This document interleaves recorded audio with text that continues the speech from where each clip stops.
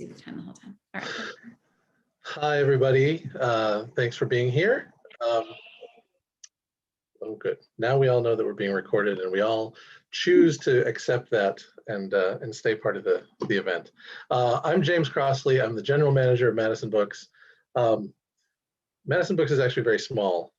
It's not brigade sized or anything. I should probably call myself the lieutenant manager or something like that. But at any rate, I do want to say thank you again for joining our virtual event this evening with David B. Williams and Lyanda Lynn Haupt.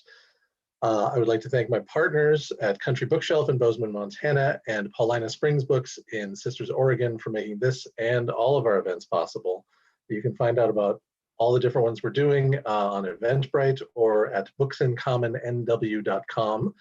Next Thursday, we'll be featuring Keenan Norris and Tina Ontiveros as they discuss Keenan's new novel, The Confession of Copeland Kane. Wonderfully alliterative title and a great book. I will take this opportunity to point out that if you haven't already purchased one of the books written by the authors we have with us tonight, you can do so now via the links to your favorite participating bookstore that are on our website or that we will be sharing soon in the chat. And if you have bought a book before or when you registered, thank you very much. That's what enables us all to be here and do this sort of thing. We are, as you may know, recording this event, and the conversation will be viewable later on our YouTube channel at Books in Common NW. You can search for that through YouTube. Usual technical things, if you're watching on Zoom and you're having any issues, you can usually click back into the Zoom room or use headphones to resolve sound issues. That will generally take care of most problems. If you have questions for our authors tonight, please submit them. Please submit them. We'd love to get those through the Q&A button at the bottom of your screen. And any comments that you have during the evening, please throw those into the chat. We also love to see those. We would like to remind you that this is a shared creative space that we want to remain safe for everyone. So please be respectful to everyone who has joined us tonight.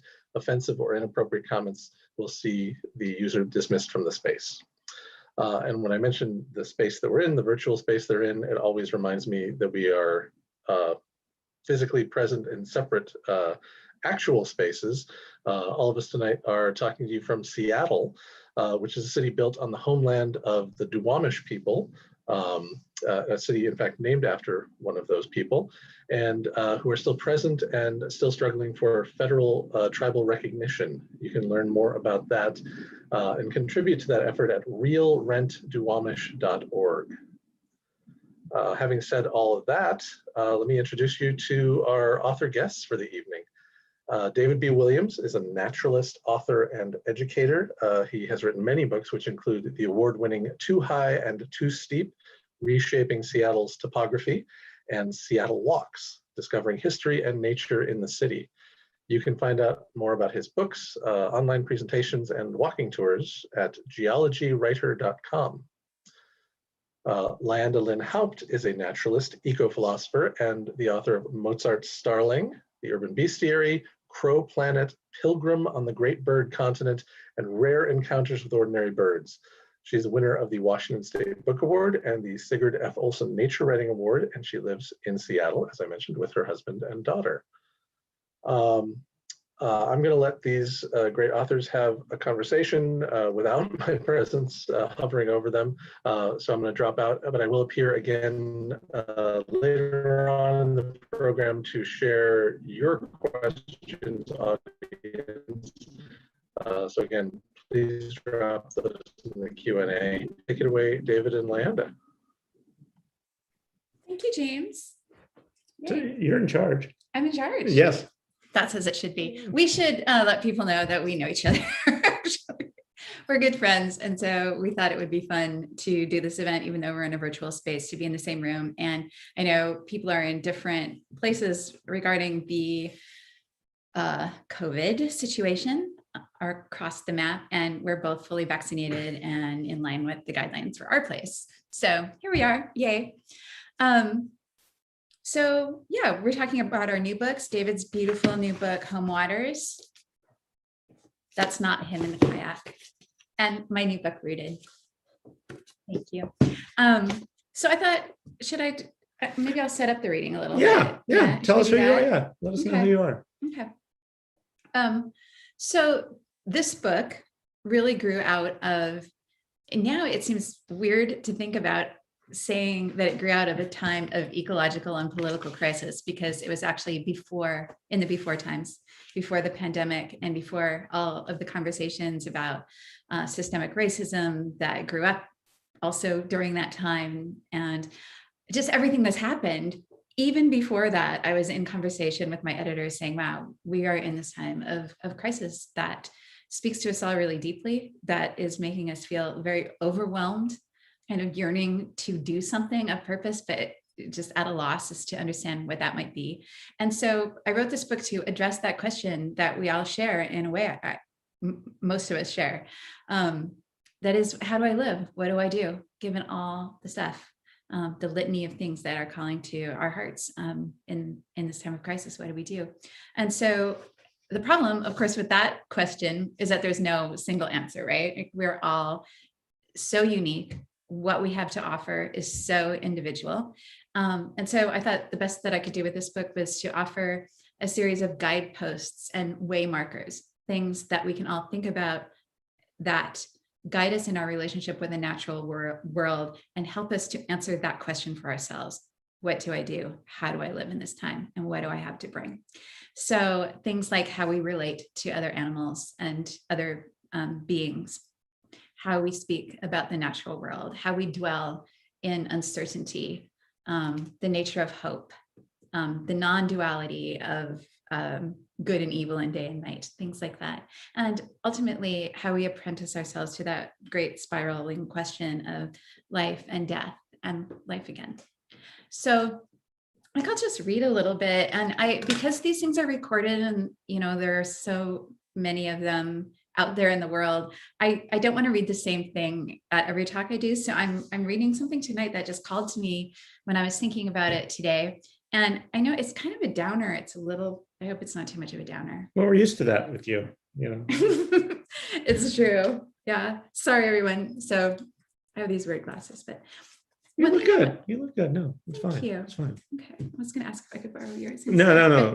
You wouldn't be able to see with mine, so forget it. Yeah. I want to give a shout out to the illustrator of this book who did the beautiful cover, Helen Nicholson. She lives in the UK in Brighton, and she did these lovely little, very enchanted, whimsical, and yet still not overly cutesy drawings and artwork that wander through this book like they're alive. I love them. It's like you open the book and there's little, bits of tree and leaf and feather falling from it, but then you find out it's just her beautiful art. Okay, so this chapter is called Relate. I'm just going to show how it's set up.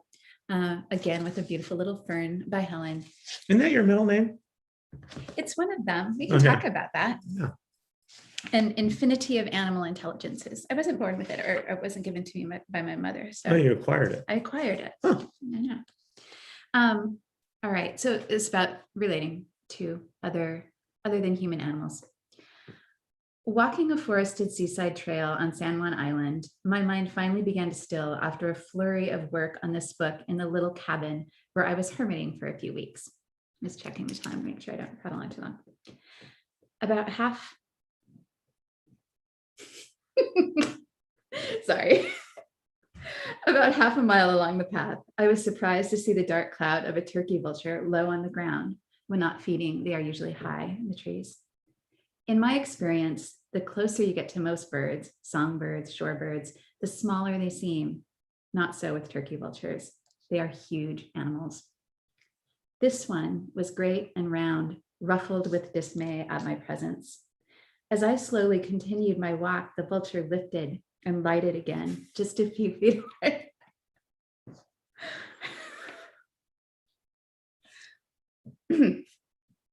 He kept his eyes trained on the inner woods while taking me in, and his reluctance to leave was an easy clue. Okay, now I'm not doing anything. I know, but now I'm just gonna talk about something dead, and now you made me giggle. Okay. Okay, sorry, everyone. Okay. His reluctance to leave was an easy clue. Good, dead food close by. I looked around, saw nothing, and without even thinking to do it, invoked an animal sense beyond my sight. I drank a deep inhale, sniffing the air like a wolf, like a weasel, like a mouse. My sense of smell is paltry in comparison to any of these, but even a sheltered urban vegetarian girl like me could recognize the scent. Blood, new and fresh. I spent enough time observing turkey vultures to know that they will hold their ground. I was sure my investigating would not put this one off. He would simply wait me out. Following the scent, I bushwhacked through salal and sword ferns, uncertain, inhaling again, a little farther, and yes, there in a clearing the size of a cave dwelling was the bleeding body of a small doe. Her swift, light hooves muddied. She was lying on her side as if in sleep, not in the sometimes unnatural pose of death. The only awkward angle was that of the arrow in her side. The blood I had smelled rivered slowly from her belly. The earth wild fragrance of life into death was so thick, so vital. I stood for a long second, then, suddenly overwhelmed with grief and unable to look, turned and scrambled back to the trail. I ran away, basically. Within a few days, I would not be able to approach this place. The stench of decomposition would be too strong. But today, something stopped me from running away, and I turned again, rushing back to the doe. I placed my palm upon her withers, lithe, warm. The arrow was in a front, and I couldn't leave it. Pulling it out took 2 hands, all my strength. It must have lodged in a rib. After my initial struggle, it came out quickly. More blood, more smell of blood, and I started to cry. Oh, can I say the F word? I'm just gonna not. Effing idiot hunter, FFF. This was University of Washington land. So this is not an anti-hunting rant. It was University of Washington land where hunting is illegal. And this doe was not, I later learned, the first black-tailed deer to die after being shot by a hunter cowardly enough to care more about not getting caught than about letting a sister animal suffer. I learned too that this wasn't a good shot. It was unskilled. It shouldn't have been attempted. The anger washed over me fast, then left me in stillness with the deer. Other than this meandering blood, she looked so perfect, so near to life.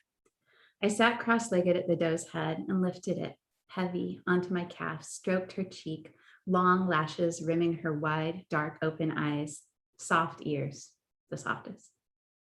You have done well, little one. I heard the words from my lips, unawares. Roam now in peace and beauty.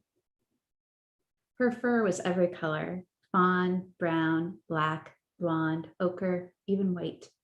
Lighter hairs seemed to congeal into the hint of a star on her forehead.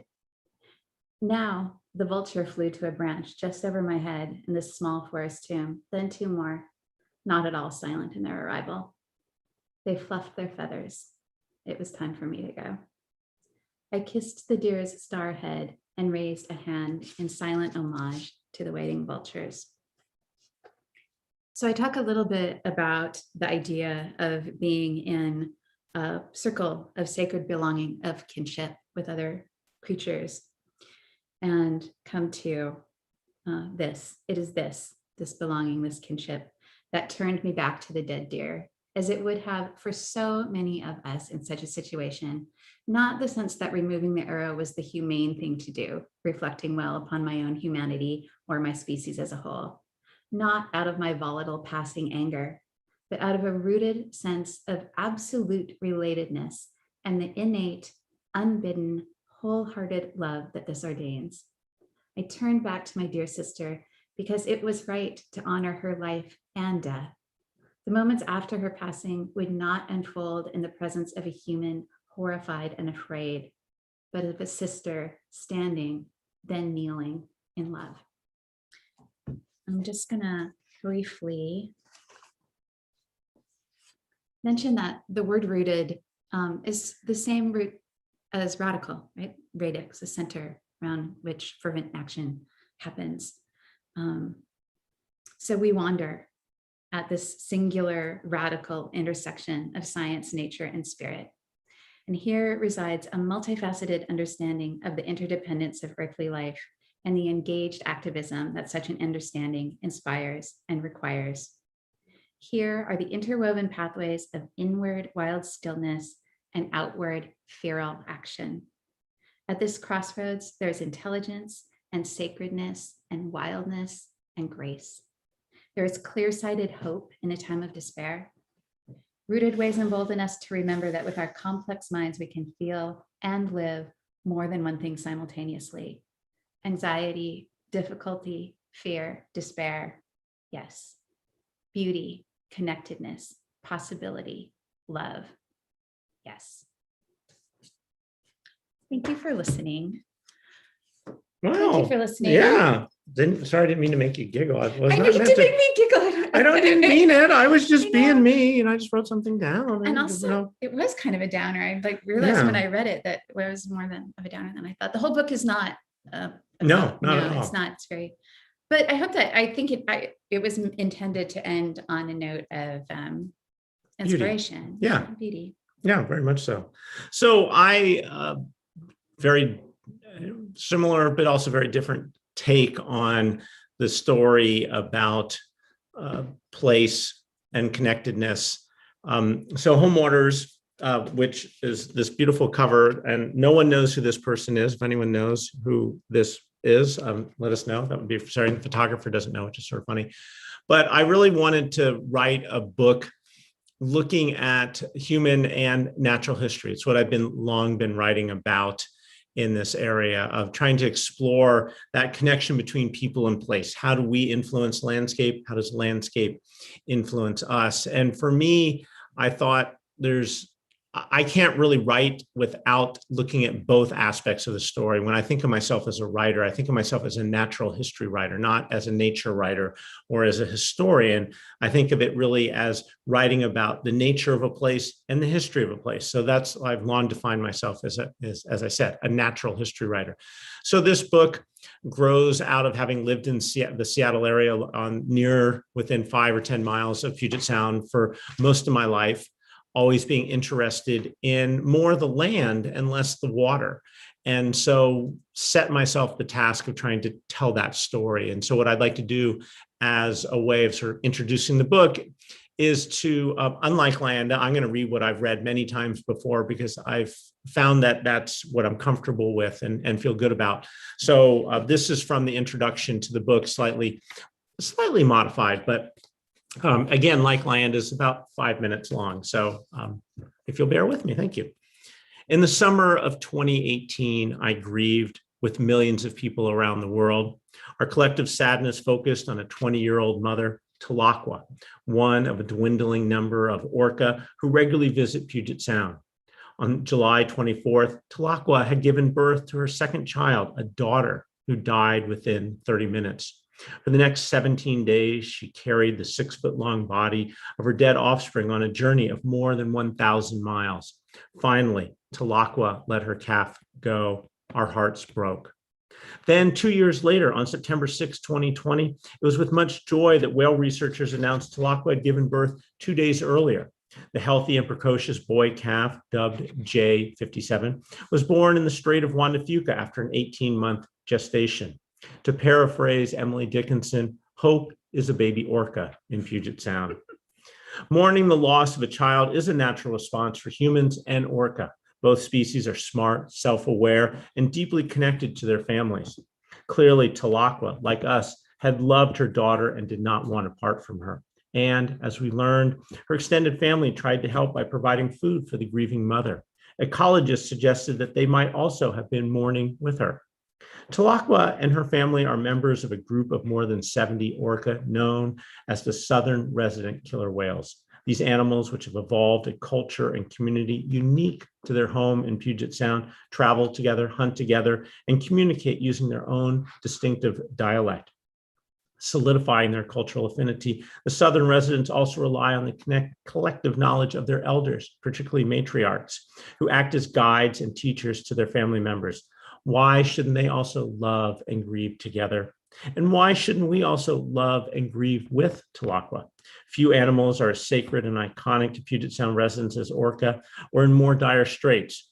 Habitat loss, disturbance from noise and boat traffic, exposure to an ever increasing toxic mixture of pollutants, and overfishing of their favorite food have pushed the Southern resident population to the point where their very survival in Puget Sound is in doubt. For many who followed Tlaaqua, their grief for her was compounded by their grief for the environment of Puget Sound and the way its degradation affects orca and humans. If Tlaaqua and her calf couldn't thrive, what did it mean for us? More than any other story, Tlaqua's loss crystallized the central environmental challenges of Puget Sound. The orca are suffering, the salmon are suffering, we are responsible. For most of my life, I've lived within a few miles of Puget Sound. I knew that I lived by troubled waters, but I did not fully grasp the magnitude of the crisis that had been rising around me, like the tide submerging a low island. Although I saw myself as someone deeply aware of my natural surroundings, I realized I simply hadn't paid close enough attention to a place I love and where I intend to reside for the rest of my life. I needed to take heed of all the people who have lived here, how they have related to the landscape over the millennia, and how their stories could provide a better understanding of the conditions now shaping the lives of modern residents. Furthermore, as a writer who is generally focused on stories about the land, I had not fully appreciated the water and those who dwell in it. Standing on the shoreline or riding a ferry and seeing only the surface of the water, which tends to appear untainted and beautiful, I'd long failed to see the interconnected lives of the plants and animals beneath and to understand how they sustain and breathe life, both metaphorically and literally, into Puget Sound. The effects of human activity reach deep beneath the surface. Our actions, their lives, our lives. We cannot cut one strand without unraveling the many connections that link us. This book, then, is my way to rectify my lack of understanding of the cultural and ecological history of my home waters and to provide a resource for others. The more of us who know and care about this place, the more momentum we can build to change our ways. We have reached a critical confluence for the waters of Puget Sound. Paraphrasing Wallace Stegner, is this a native home of hope where we can create a society to match its scenery, or will we succumb to baser values? Since I began writing HOMEWATERS, my own enhanced appreciation and understanding of Puget Sound's incredible diversity, beauty, and potential for recovery have led me to believe that the most valuable assets of Puget Sound are not the resources we have long extracted, but the relationships that residents can make with this place. Learning from the past is central to forging and nurturing those relationships and to creating a positive future for Puget Sound and all its inhabitants. By taking this journey, I feel I gained an extra dimension of sight. Now, when I look out over the surface of Puget Sound, I can see deep into its history and the peopling of the landscape, its residents' travels by canoe, steamer, and ferry, their endeavors to carve out a living, and their fears of invaders. I can see deep underwater to lush forests of exquisite beauty and complexity, to corpulent clams that can outlive people, and to fish whose annual spawning creates a spasm of desire, attracting uncountable numbers. I can also see into a future where I have hope. If the residents of Puget Sound hold this place to be special and unique, as I think we do, then we will recognize our responsibility not only to this generation, but to the generations to come, human and more than human. Thank you. So that's what I was trying to do in the book, was really tell stories of some of the overlooked species, but all non-human species, but also tell, I hope, some of the stories of humans, and take that, again, that deep view of not just thinking about it from the sort of European point of view, but trying to explore where I can, in what I hope is a respectful manner, the stories of the indigenous people of this area, which go back time immemorial. Our earliest archaeological evidence is about 13,000 years ago. So it was a book, I hope, to help people think about the past, to better understand the present, and to think about how can we create a better future for this, what is, to me, is just an amazingly, amazingly beautiful and special spot. Really. Thank you. I think it's interesting that even though we have such different approaches, even the things that we read really brought up so many of the same ideas: hope, relationship with other than human beings, Connection, reciprocity. It's true. One of the things that I love about your book, can I hop in with something specific to your please? book? Yeah. Okay. Yeah. Since there are people that are not from Seattle watching, I am curious about, and I was curious myself living here, about your subtitle, A Human and Natural History of Puget Sound, because there was a big thing in Seattle. How many years was it ago? That 20 plus. Yeah, it's been Sailor a while. Sea. we adopted the name the Salish Sea, which David can do a better job at describing the Geography and anything about it. And yet you use Puget Sound. And I think that some people have asked about that. People have asked me about that, seeing the book on my coffee table. So I was curious about Puget Sound versus Salish Sea for. Yeah, I mean, I think it's a central question and one I wrestled with from the very beginning with this book. The book really grew out of an idea that just literally just popped into my head of writing a book about the human and natural history of Puget Sound. And I didn't really know what they meant. I didn't really know exactly what the geographic boundaries of Puget Sound were. So I started asking around. I basically spent 5 months interviewing scientists, historians, tribal people, and trying to figure out what are the important stories. And as I did that, I realized that Puget Sound is what I really wanted to focus on, the idea of the Salish Sea, that what we consider sort of the inland sea of Puget Sound, the Strait of Juan de Fuca that goes out, is the connection to the ocean, and then north between Vancouver Island and British Columbia, the Strait of Georgia. All of those are part of one continuous body of water where species are moving, the geology there's some connections there. And it is a term that developed relatively recently and is a very important term. And I think it's a term that we need to use. But I specifically wanted to look at what I think of as Puget Sound, the area really south of Admiralty Inlet, that body of water between Port Townsend and Whidbey Island, in part to allow me to have a tighter focus on the stories. It's the area that I knew well. It's the area that I could access from a research point of view. So some of it was just practicality. And the other is the stories that I tell in this book about Puget Sound, really, you can tell them all about the Salish Sea. And this was to me an example. I was interviewed a while ago by a friend who grew up in Seattle. We went to high school together. One of the smartest people I know, this guy, Dave Secord, is a marine biologist. And Dave really made the point, and he now lives up on Salt Spring Island in Canada. He really made the point that as he was reading, it's like, oh yeah, it's the ideas, it's the relationships between people and place, between species and place. You can tell them throughout the Salish Sea, but it just allowed me to focus the story. And I mean, really from a practical point of view, I would argue that Puget Sound is much better known than Salish Sea from just a name point of view. Right. I mean, so we were all delighted when Salish Sea came through, but it's true that this is this distinct place, Puget Sound. What I really like about it is that it invites us in to the conversation in a way that the Salish Sea more broadly wouldn't. In the place that we live, this is the body of water that we impact most profoundly. Yeah. And we know that our impacts go beyond our home places, but I just think it invites us right straight into the narrative, which I really love. Oh, thank you. Yeah, no, it was fun. It was fun to work on. And, I think like you, I get involved in a book and I sort of think I know the subject before I begin. And I'm always fascinated what avenues I get pulled down, even though I had the basic framework on the book after talking to people and knowing, okay, I'm going to focus one chapter on rockfish, one chapter on herring, and one chapter on kelp and other things. But then realizing once you get out in the field with people and sort of taking me these different avenues, wondering whether you had a similar thing. I know this book seems really more true to your inner self than your previous books. So I'm assuming these are obviously, and we've talked about this these are ideas that have been percolating for years. Where did it take you in ways that you were not expecting to go? Well, yeah, I mean, as a writer, this happens all the time, right? We think that we have a structure and that we have a vision and a plan, and then it gets completely disrupted. And that happened with this book. Of course, I restructured it over and over again.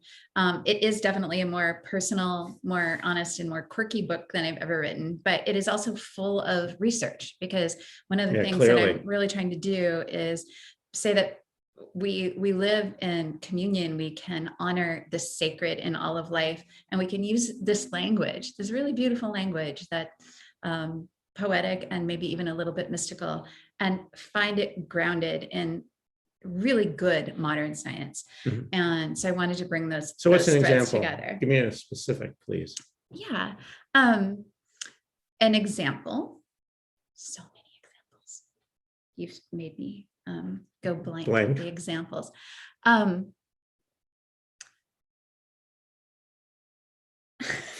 Wow. You want me to, You really did. want me to see if I Should we can just find open- one? okay. Yeah. One of them is the way that, I mean, we all know that we have always felt that when we have a creative lapse or when we feel blocked in our writing or our work, we go into nature and we feel better. We feel better.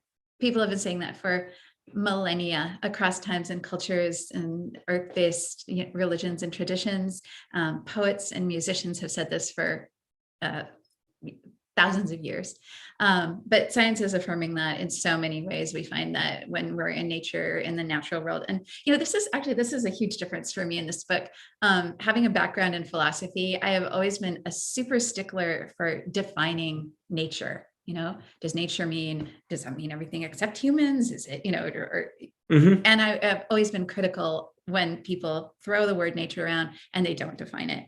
But I chose not to define it in this book because I realized that I have talked to so many people throughout my life who say, I'm feeling low, I'm feeling uncreative, I'm feeling whatever, I need some time in nature. I'm feeling, I need some time in nature. And never once did I think to myself, I wonder what they mean by that. Right. Never. So I just thought colloquially, but I think that we know what we're talking about. And that was good enough for me in this book. So when I say time in nature, I mean, outside of a built environment, we find that our blood pressure goes down or regulates, that the hemoglobin in our prefrontal cortex, the part of our brain that has to do with creativity and imagination, is balanced, that our parasympathetic nervous system, the part that makes us calm, is activated. And I mean, I could just go on forever and ever. So all of our stress responses and our creative imagination is called to new life. And what the science offers, that I said that we, when I read the science, I think, oh yeah, we already knew that. We already knew that. We knew it in our hearts. We knew it in our lives. But what's really cool about the science is that it gives us specifics about locations in the brain that are activated in the natural world, parts of our, where in the spine, our nervous system is calmed. And I just think that is beautiful and poetic. So one of many, many bits of research. Yeah, I mean, I think that's what, I think both of us have this take on the world of, observation and, being paying attention and being, out there. But I also think we combine it with that science aspect. I think that's certainly comes through, and in all your previous books, but this one obviously is focused on it. And I think in HOMEWATERS, it's too. I mean, I'm always trying to tell those science stories, and in part because, as you said, there's a beauty in them. I mean, I've never understood people who go, oh, I think that, if you learn the science, you lose the beauty of it, or it's like, wait, that's totally wrong. I mean, there's just astounding what science helps us understand, helps us make those connections, helps us realize that we can learn and be inspired by species. And some of it doesn't even matter of that. Some of it's just, you're like, wow. Right. It invites wonder. When you get into this depth of detail, the invitation to wonder is fantastic. Yeah. And it's just fun. I mean, for example, the other day, where we are right now is our house, my house with my wife who's somewhere. And my husband's somewhere too. Somewhere, with his wife. Exactly. And we were sitting basically on the couch that's behind us, and we were looking out, and what I can see out here is my neighbor's house, and there's a sloped roof and a gutter. And we were watching this robin sort of was in the gutter, pops up with a cherry, drops the cherry on the roof. And of course, gravity does its thing. The cherry rolls back down into the gutter. Now I'm looking for the robin. The robin just does this over and over again. And it was just transfixed. It was just fun. And that to me is a big part of being outside, is it just, it takes, as you say, it takes you away from the sort of, wouldn't say artificial world, because that's not, but it really is that built world. And it can be as simple as, to me, that is nature, seeing that robin on a roof in a gutter. I mean, that's about as urban as you get, right? The gutter. And yet that there was a beauty, there was fun. And then this crow comes in, and the robin takes off, and the crow goes, "Oh, okay, now you've gotten that cherry ready for me," and eats the cherry, while the robin's sort of standing up on the edge of the roof looking down. And I thought that was, it's mayhem out there. It is. Wild, it's mayhem. beautiful mayhem out there. Yeah. One of the things I really like about your book, I mean, because you're talking about things that we see with our eyes, is that you really take us below the surface. And I feel that you did that with Too High and Too Steep as well. When he's talking about what would you call it? The sort of geological history of Seattle. Yeah, the build history, the reshaping of the city, but yeah, it deals with the geology and human history. Yeah. So I love that book because, I mean, here I walk around Seattle all the time and I think I know how it feels. But when I was reading your book, I just felt literally that the earth was shifting under my feet, reading about how I know just how things have changed. And so reading this book, I think I look out across the water all the time, and every evening, I have a short walk to overlook the Sailor Sea, Puget Sound, and I look at how calm it is. I check for orca. If it's winter, I check for seabirds. But you take us beneath to worlds that I think that I know something about, but reading your book, I realized that I know so little about, and it was really eye-opening to read that, which I think is your goal, right? So I have a question about that, because you open with this story. It's beautiful. Actually, I skipped a part reading about the doe that was actually telling that story as well. So I'm glad I didn't read it. But it's a story that's impacted us all so much. But it's a story about this really charismatic species, right? The orca and the salmon on which they depend. So I'm curious. And I know a little bit of the backstory of this because David and I talked about the writing process while we were working. So I know you thought, you gave it a lot of thought about how to incorporate these charismatic species into a book that is really about what's beyond the things that we already know. So I was kind of wondering how you came to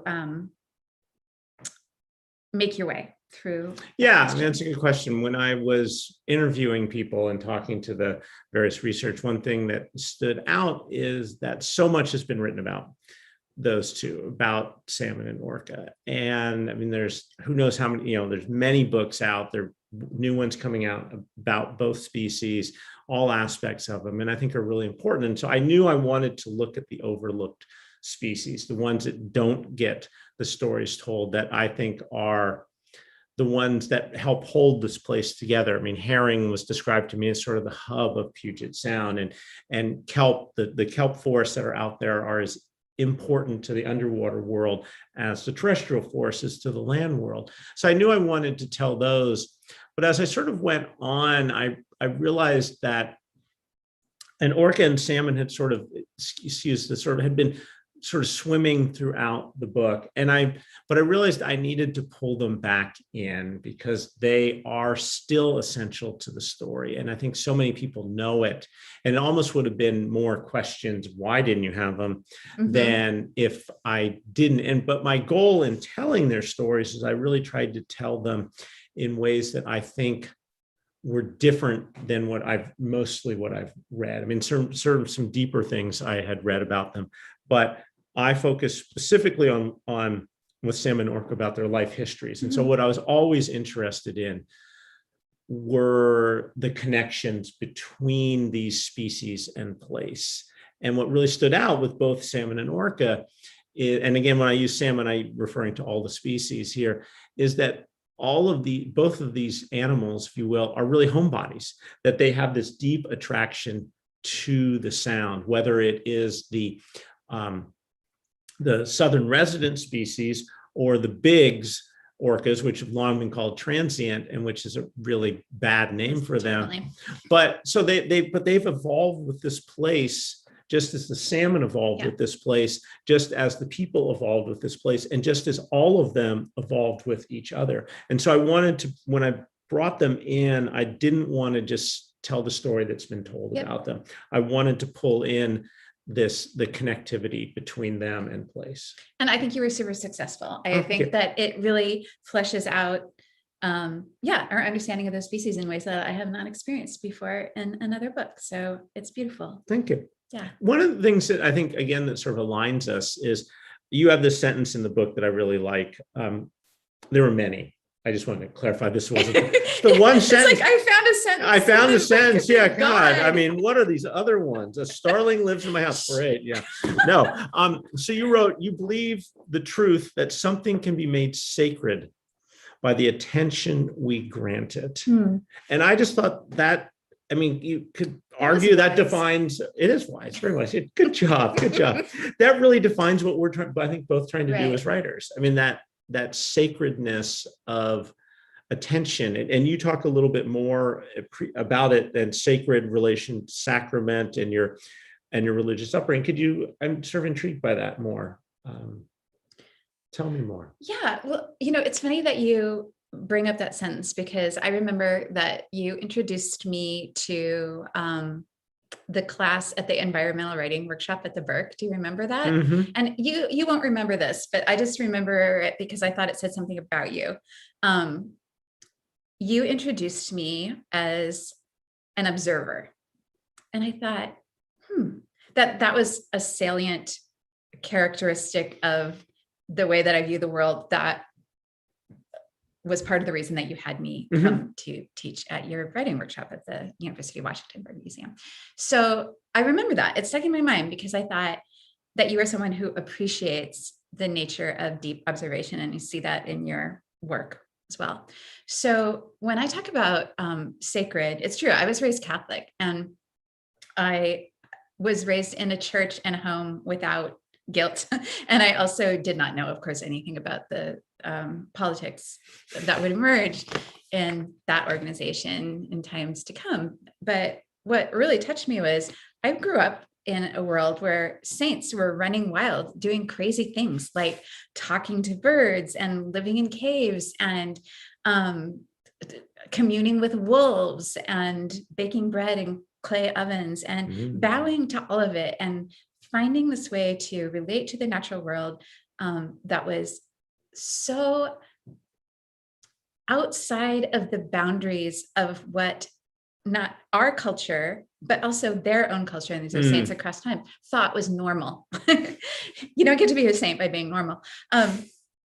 So I really focused, I was a nature nerd kid, and I really focused on these saints that had a relationship with the natural world, and they really inspired me. And so I found purchase for that word sacred outside of a purely religious context. And being a word nerd like you are, our computer, it's hard to tell, but our computer is stacked on the two of the compact edition of the Oxford English Dictionary, which is regularly used in this household. It is. There's a magnifying lens, glass. and it takes a magnifying lens and reading glasses. And what's interesting, because we're talking about sort of religion and sacredness, it sits on a pulpit. Exactly. Exactly. Right? So the etymology sacred comes from sacrum, the sacrum of our bodies, our bones. So it's that from which all things rise. Wow. Yeah. I like that. I do too. I like that a lot. That's good. That's good. So speaking of religion, tell me about the title that I actually prefer. When you asked me many, many months ago what I thought was was a great title, I would have been all over this title. Okay, until just the final edit, my book Rooted was called Frog Church. That was the working title, and it's true, David and I talked about it for a couple of years. And so I did name the introduction, which I refer to as an invocation, Frog Church. And I want to show Helen's beautiful frogs, because they're just these. I think she invokes that sense of mystery and the sacred, but also her frogs are scientifically accurate. Both. So when I was young, and in that time that I had the younger, you're still young. Oh, David, thank you. He has to say that because we're basically the same age. So, when I was a child, we lived with there was a stream and a canyon with a stream at the bottom of it. Beyond my house, there's a vacant field, and then this canyon and a stream. And I would go hang out down there with my sketchbook and my diary, and there were frogs in the stream. And I learned that if you don't, pounce on them to catch them, you can not scare them and just be very still and slip your hands under them and lift them up, and they'll just hang out with you. So I would collect them on my belly and sort of lie by the side of the stream and collect them. And I had my own little sort of congregation of frogs, and the leaves would be kind of dappled overhead. And it was very peaceful and contemplative. And I thought of it as a church, as Frog Church. And so what it came down to is one of the editors at my publisher really doesn't like frogs. And and they thought it was, I don't know, I think it was more of an obscure kind of boutique-y name we went with. I'm happy with the title, and Frog Church is still in the book. It's true. We talked about David did vote for Frog Church. Yeah, and I went through many titles on mine too. So did you? Yeah, this is like the third or fourth title on it, which is typical. Well, it's not actually typical. Most of my books the title has come pretty quickly. This book that I did on walks around the city here, there weren't a lot of choices. It's called Seattle Walks. What else are you going to call it? Walking in Seattle. Walking in Seattle. Yeah. Seattle by foot, feet in Seattle. No. So no, but I really like I like HOMEWATERS. I have to say I'm a little annoyed that Norman MacLean's son has a book out called HOMEWATERS, but he does it with 2 words. And that's just wrong. It is wrong. No, HOMEWATERS is a really beautiful poetic word, and I love the subtitle as well. And this is the first book that I've written that the subtitle came to me first. The subtitle is, as you know, a very helpful thing in defining your focus. Yeah. My subtitle is Life at the Crossroads of Science, Nature, and Spirit. And I just want to say I use spirit very expansively to mean the dimensions of human intelligence that are not measurable by the usual quantified rules that we have in scientific thinking. So our creativity, our imagination, our response to wonder and to art even. So all those things that make our intelligence particularly wondrous and yet are not measurable. That's sort of what I mean by the spirit. So we're getting close to end of time, and I have a question for you. Okay. Can you, what do you want people to take away from your book? Give me your 2 or 3 sentence takeaway. And then we'll get to James, back to James. But then you should do this. I will, yeah. Okay. I want people to take away that the idea that because of the radical interconnectedness of our lives with the natural world, everything that we do matters, and it matters beautifully and wonderfully. And so no matter what our particular gift, it's time now to bring it. And we may or may not be optimistic about what will happen. We didn't really get to that conversation, but we can talk about it. But we can still act in hope. The idea that what we do, that we do something because it is the thing that is imbued with authenticity and grace and fervor, and we do it on behalf of this whole, and we all bring our own part to that. Well, okay, great. Yeah. So mine is that, I think Puget Sound is in better shape than it's been in many years. And we're not going to get back to what it was, say, in the 1800s or 1700s before Europeans arrived. But I think the Sound's at a point where we have the opportunity to continue to work hard to make it better for all the species that are here. And so I guess my takeaway from the book is similar to what you're saying, Lyanda. One is that connection between the human and the natural world, that we are part of that story that makes up the Sound. We are part of the solution that makes up the Sound. And I am, like you, I am hopeful. I do believe that we have made this change in the Sound, that people do believe in it from a sustainability and a stewardship point of view versus the sort of long-term way that I think certainly post-European settlement, which was exploitation. So I think we've made the switch. It's going to be hard. It's going to continue to be hard, but I'm hopeful that we can do it. And I hope that this book, by providing that as I said earlier, providing that history helps us understand the present and to move to the future. Okay. Well put, both of you. I could just sit and listen to this for hours more, but we won't make everyone listen to that. Don't worry, everyone. Yeah. We'll do it again some other time. That sort of ties in with a question that I had, which is, well, this is really a totally unfair question because I'm going to make an either or, which I'm sure the answer is neither or both. But you're talking about the hope that you have about the built world and its relationship with the natural world and all of that. What's more important in getting people to change their actions in a way that benefits the environment? Is it the information and the education, or is it the stories and the spirituality part of it? Well, I think you're right, James. I would hop in and say that they're related, but one of the points of my book is about direct connection to the natural world through direct experience of being in nature and ways that we can be open to that and learn from it, and then find that connection affirmed in science and education that we have. So I really believe strongly in, I believe that our best activism, which is required, one of the things that David is talking about, is grounded in love. And that love comes from the knowledge and experience that we find when we open ourselves to the natural world. So I think both are important, but my focus is on connection that grounds action without excluding the significance of the educational aspect.